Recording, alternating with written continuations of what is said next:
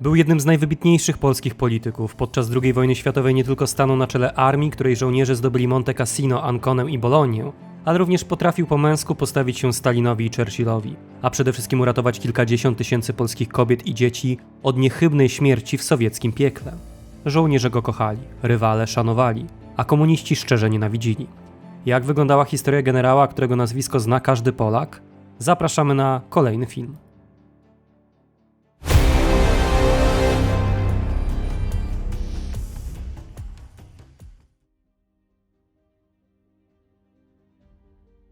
Mecenasem odcinka jest Kuba Szafrański. Partnerem odcinka jest Urząd do Spraw Kombatantów i Osób Represjonowanych. Władysław Anders zmarł 12 maja 1970 roku, dokładnie w 26. rocznicę rozpoczęcia bitwy o Monte Cassino, której wygrana okryła wieczną chwałą żołnierzy z II Korpusu Polskiego.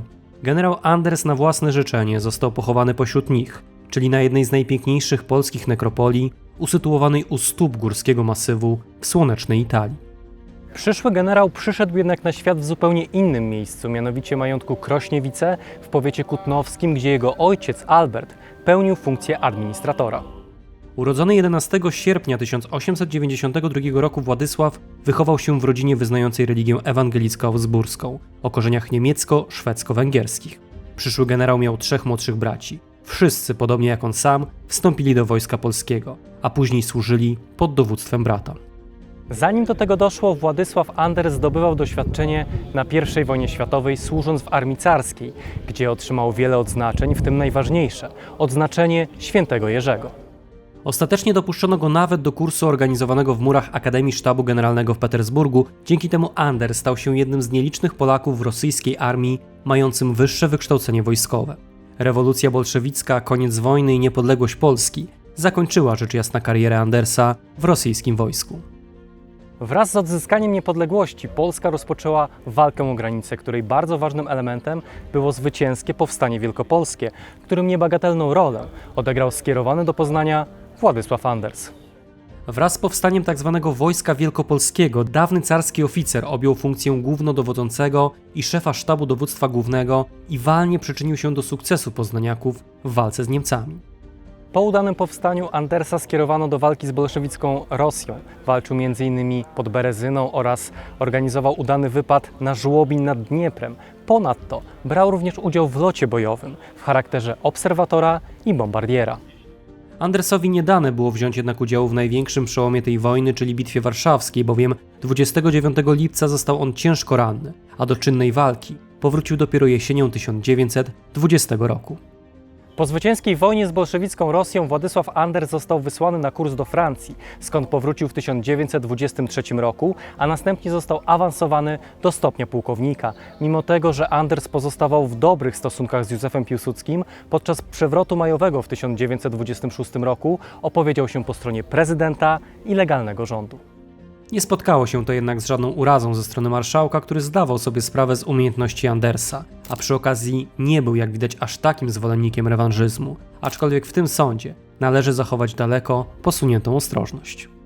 Władysław Anders pięknie wpisywał się w tradycję dawnej Rzeczypospolitej. Był rewelacyjnym kawalerzystą, zarówno w kontekście militarnym, jak i również sportowym. W 1932 roku, podczas Pucharu Narodów w Nicei, ekipa prowadzona przez Władysława Andersa zdobyła aż 4 pierwsze nagrody. W 1934 roku Władysław Anders otrzymał stopień generała, awansy zawdzięczając swoim umiejętnościom, zaangażowaniu i patriotyzmowi, co potwierdzały opinie jego przełożonych, a udowodnić miały trudne lata II wojny światowej. Partnerem kanału Okupowana Polska jest sklep militaria.pl. Wybuch II wojny światowej zastał Władysława Andersa w Lidzbarku, skąd w ramach akcji Modlin kierował on brygadą i prowadził walki osłonowe z Niemcami. W zgodzie z otrzymanymi rozkazami przez Płock wycofano się do Warszawy, gdzie 10 września generał Anders otrzymał nowe zadania. Po kilkudniowej obronie stolicy przeniesiono go do Lublina, gdzie planowano organizację odwodu naczelnego wodza oraz dalszą obronę na tzw. przyczółku rumuńskim. Koncepcja ta upadła jednak wraz z sowiecką agresją 17 września. Pozbawiony rozkazów Anders postanowił działać na własną rękę i skierował się w rejon Lwowa. Miasto skapitulowało przed Sowietami, a Władysław Anders po kilku potyczkach postanowił oddać się do sowieckiej niewoli. Przewieziono go do Lwowa.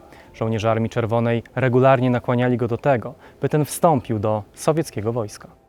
Jak wspominał sam generał, zaprowadzono mnie do luksusowo urządzonego gabinetu szefa NKWD pułkownika Krasnowa.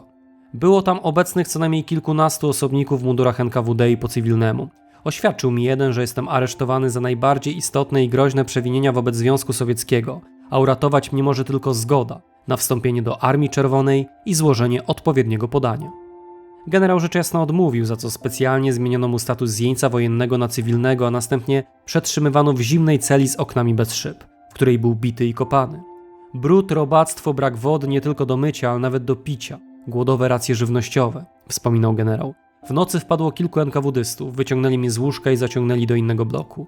Mróz przekraczał 30 stopni, co 2-3 dni wrzucano mi kawałek chleba i wsuwano talerz obrzydliwej lury. Andersowi za cenę wolności regularnie składano propozycję wstąpienia w szeregi Armii Czerwonej, jednakże ten za każdym razem odmawiał, mimo tego, że warunki, które towarzyszyły mu w sowieckim więzieniu, były naprawdę ciężkie. Kończyły się odmrożeniem kończyn, ropieniami na policzkach, jednakże ten w dalszym ciągu pozostawał nieugięty. Gehenna niespodziewanie zakończyła się w lutym 1940 roku, kiedy to Andersa przewieziono na moskiewską Łubiankę, gdzie przebywał do sierpnia 1941 roku. Władysław Anders dotarł na Łubiankę specjalną ciężarówką, na którą mówiono Czorny Woron. Był to prawdziwy zwiastun śmierci, którym NKWD odwoziło polskich oficerów do katyńskiego lasu, a następnie mordowało. Generał Anders trafił jednak do więzienia, w którym od razu przystąpiono do dokładnej rewizji.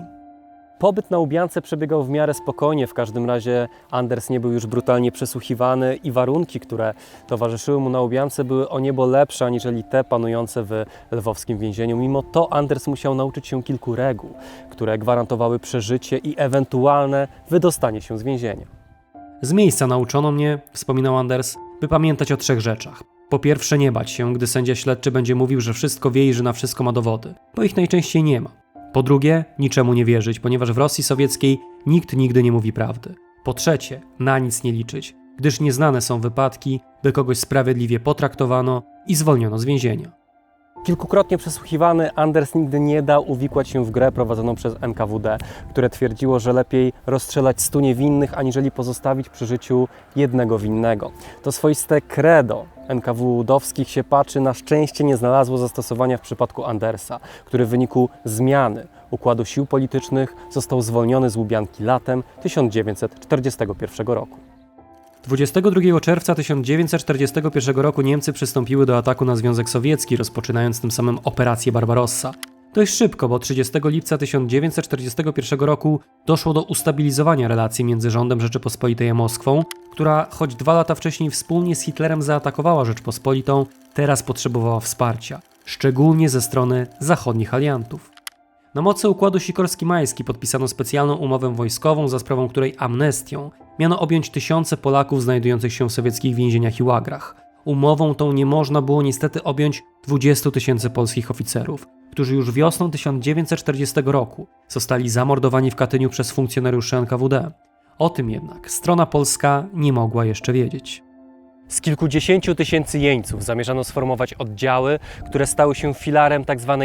Armii Polskiej na Wschodzie, na której dowódcę już 10 sierpnia wyznaczono generała Władysława Andersa.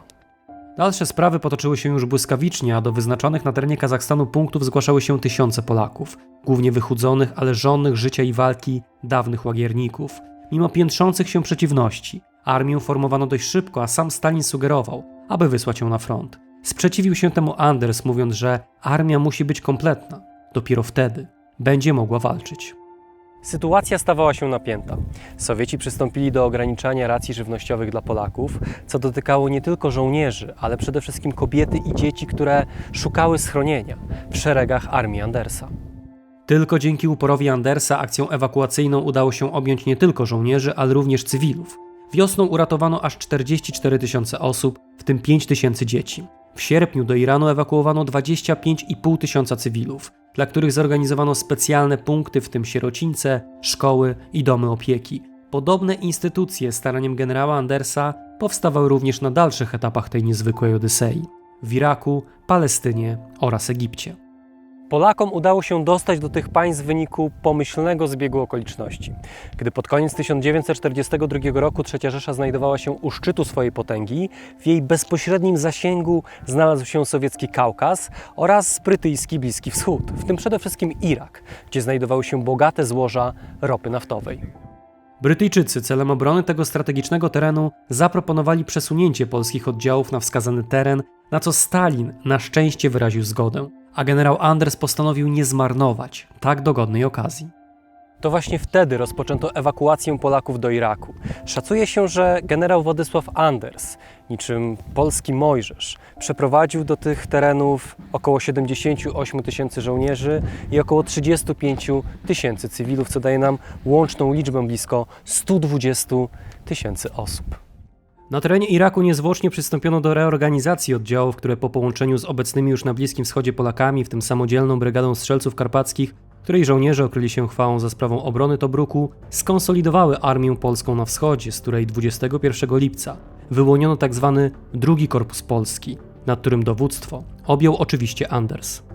Pozytywne nastroje zostały przerwane w połowie 1943 roku. Wiosną Niemcy ujawnili masowe groby w Katyniu, dając tym samym jasny sygnał tego, co stało się z 20 tysiącami polskich oficerów zamordowanych przez siepaczy NKWD strzałem w tył głowy. Tym samym na jaw wyszła prawda o zbrodniczym charakterze państwa Stalina. Nie mniejszym ciosem dla Polaków była również nagła śmierć premiera i naczelnego wodza polskich sił zbrojnych, generała Władysława Sikorskiego, który zginął w niewyjaśnionych okolicznościach w katastrofie pod Gibraltarem. Wokół tego wydarzenia narosło bardzo wiele interpretacji, podejrzeń oraz teorii. Gdy wiele dekad później ciało generała sprowadzono do Krakowa celem pochowania go w krypcie świętego Leonarda na Wawelu, wcześniej wykonano specjalne badania przez pracowników Zakładu Medycyny Sądowej Uniwersytetu Jagiellońskiego. Ustalenia badaczy wykazały czy zaprzeczyły wszelkim teoriom na temat zamachu. Wychodzi więc na to, że nie pierwszy raz w naszej historii mieliśmy po prostu ogromnego pecha. W miejsce tragicznie zmarłego generała naczelnym wodzem mianowano Kazimierza Sosnkowskiego, jednego z najwybitniejszych polskich wojskowych i nieprzejednanego obrońcy polskich interesów, za co został zresztą w końcu odwołany pod presją Stalina. Jesienią 1943 roku generał Sosnkowski przeprowadził inspekcję wojsk polskich na wschodzie, w tym wyłonionego z nich II Korpusu Polskiego dowodzonego przez generała Andersa. W rozkazie do żołnierzy wyjawił on właściwe przeznaczenie korpusu. Pomaszerujecie szlakiem znanym dobrze z dziejów ojczystych, z ziemi włoskiej do Polski. W myśl tych słów Polaków przerzucono najpierw do Egiptu, a z ziemi faraonów na przełomie 1943 i 1944 roku przetransportowano ich do Włoch. Przez kolejne miesiące do kwietnia 1945 roku Polacy wyzwalali włoskie miasta, a ich szlak bojowy prowadził z Tarentu, przez Bari, Monte Cassino, Anconę, aż po Czerwoną Bolonię. Zanim do tego doszło, na Polaków jak grom z jasnego nieba spadły informacje o wybuchu powstania w Warszawie, a następnie konferencji jałtańskiej. Jeśli chodzi o to pierwsze wydarzenie, to spotkało się ono z szeroką krytyką generała Władysława Andersa, który w depeszy do generała Sosnkowskiego z 11 sierpnia wskazywał, że podjęcie decyzji o wybuchu zrywu było całkowicie nieprzemyślane i błędne. Kolejnym ciosem dla polskich żołnierzy, którzy ramię w ramię z aliantami walczyli o wolność włoskich miast, były decyzje, które zapadły podczas konferencji jałtańskiej. Okrojona i oddana pod wpływy sowieckie Rzeczpospolita była warunkiem, na który Polacy nie chcieli i nie mogli się zgodzić. Gdy 8 maja zakończyła się II wojna światowa, niewielu żołnierzy z armii Andersa miało powody do świętowania. Sam generał pisał: my, Polacy, niestety nie mogliśmy brać udziału w powszechnym entuzjazmie tej chwili. Zwycięstwo, do którego przyczyniliśmy się tak wielką ilością przelanej krwi i tyloletnią męką narodu polskiego, nie było naszym udziałem. 2 miesiące po zakończeniu II wojny światowej Wielka Brytania i Stany Zjednoczone przestały uznawać polski rząd na emigracji. Rok później doszło do demobilizacji II Korpusu, który liczył w tym czasie około 200 tysięcy żołnierzy. Dla Polaków oznaczało to 2 wyjścia: pozostanie na emigracji lub powrót do komunistycznej Polski, co dla wielu z nich oznaczałoby szykany, a w najgorszym wypadku więzienie i śmierć. Generał Władysław Anders pozostał na zachodzie, zamieszkał w Londynie i w miarę możliwości starał się pomagać swoim dawnym żołnierzom oraz angażować w działalność polityczną na emigracji. Jego nagła śmierć, która nastąpiła 12 maja 1970 roku, zaskoczyła wszystkich.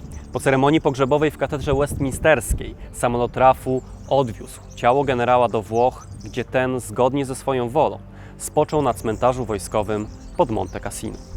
Tak zakończyła się historia jednego z najwybitniejszych synów Polski.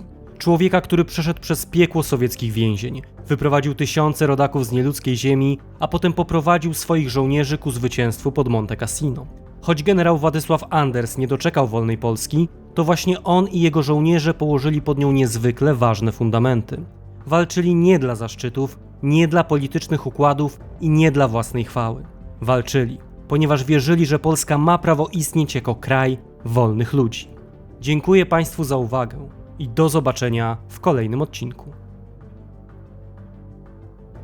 Patronami kanału są Emilia Cieśluk, Kuba Szafrański, Hubert Kędziorek, Adrian Giersz, Tomasz Sadurski, Katarzyna Rusnak, Krystian Dziarek, Radosław Kuśmierz, Damian Stasik, Małgosia Drązikowska, Julie Clark, Urszula Babiuch, Paweł Łabno, Ewa Ogrodnik, Marcin Hatys, Michael Fendryś, Dariusz Stelmaczonek, Adrian Flor, Piotr Kośmider, Hubert Walas i Łukasz Papież. Ty również możesz mieć wpływ na tworzone przez nas materiały. Dołącz do nas już dziś na platformie Patronite.